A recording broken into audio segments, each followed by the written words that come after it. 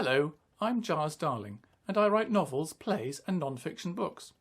In this video I talk about naming characters in your novels, screenplays or TV scripts.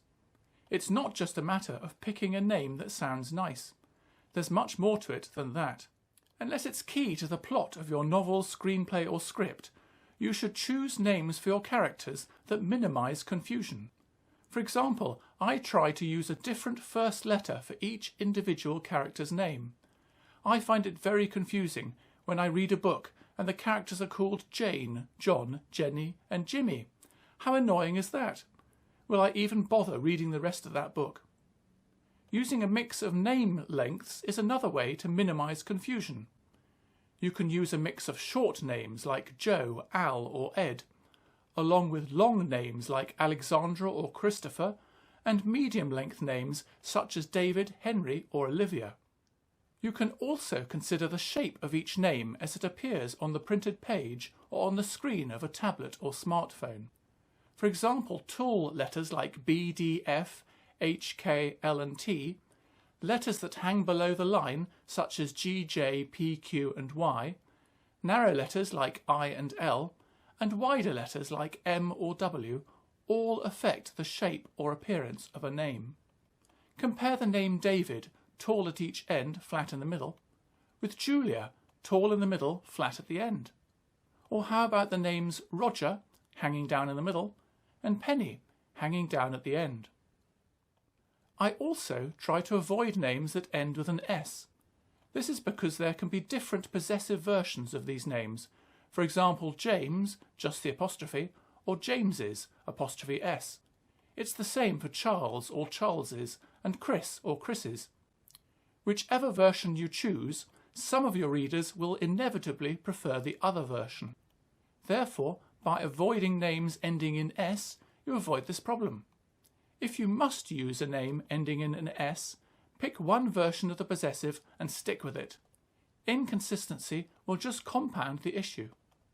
Another reason not to use names ending in S is when you decide to change a character's name and replace all instances of the old name in your novel or script.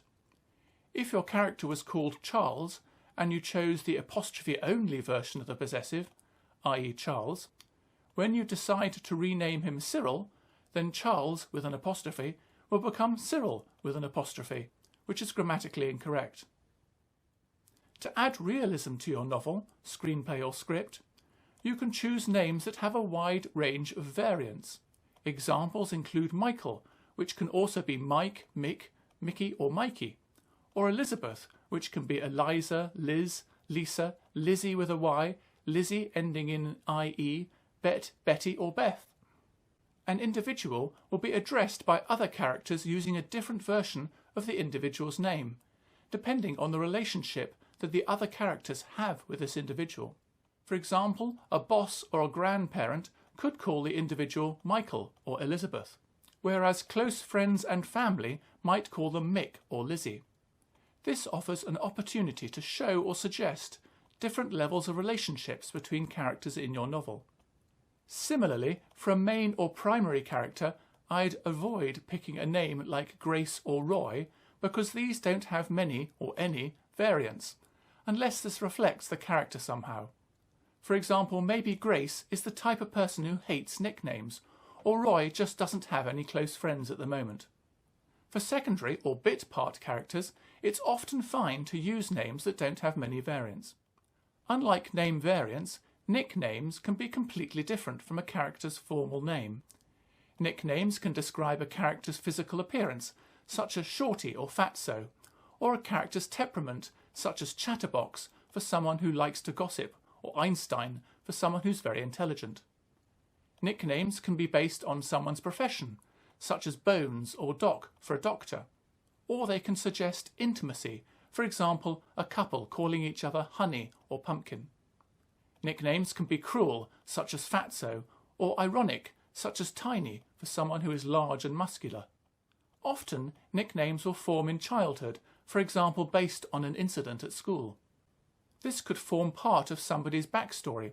For example, how an individual reacts to their nickname can indicate a lot about their character. Do they get upset when, at a school reunion, someone calls them Skidmark, or do they just laugh it off? Nicknames also offer an opportunity to show power play between individuals, such as workplace bullying, both on a physical and psychological level. Character names can also describe various characteristics, such as age, personality, or nationality. For example, Rosemary suggests an older person, while Rosie sounds younger. Someone called Cedric is probably a bit set in their ways when compared to somebody named Baz. Names like Antoine or Gerhardt can suggest that the person grew up abroad, and they might therefore have different moral or ethical values. Thank you for watching this video. To see me talk more about naming characters in your novel, screenplay or scripts, please watch my follow-up video. Please also check out the rest of my YouTube channel, especially where I discuss the various books that I've written. I hope my channel encourages you to buy my books and to read them if you haven't already done so. Finally, please feel free to leave comments below and to like and subscribe this video and my YouTube channel. See you in part 2.